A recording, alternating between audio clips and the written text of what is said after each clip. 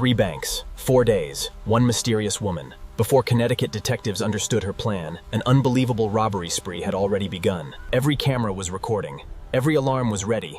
Yet within minutes, investigators would face one of Connecticut's most unexpected bank robbery sprees. She wasn't carrying heavy weapons or wearing a disguise. Instead, investigators believe patience and careful planning became her most dangerous tools. Before investigators uncovered her identity, they first had to solve an impossible question. How did one woman rob 3 banks so quickly? As investigators examined historical records, one familiar name quickly surfaced, prompting detectives to revisit a criminal case they already knew well. This is Heather Brown, a 50-year-old resident of New Haven, Connecticut, living an ordinary life in a quiet American neighborhood. Heather Brown of New Haven was 50 years old when her latest sentence was handed down, but her history with the law went back decades. She had already spent over 15 years behind bars for previous bank robberies, a life defined by the same recurring crime. At the time of her latest spree, she was out on special parole, a second chance that was about to be discarded. The timeline began on February 6, 2024.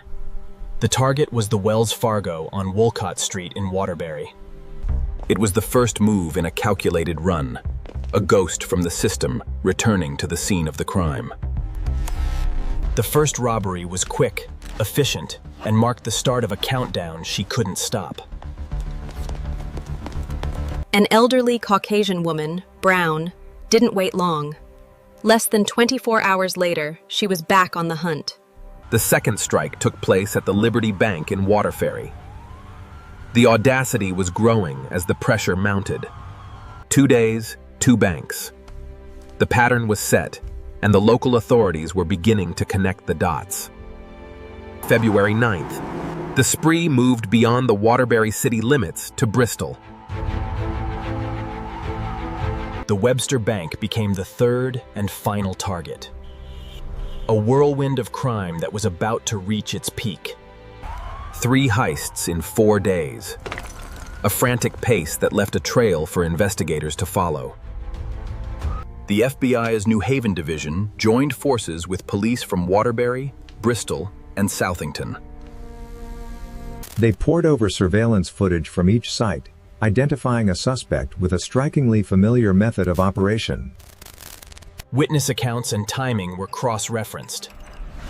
The evidence wasn't just circumstantial, it was overwhelming.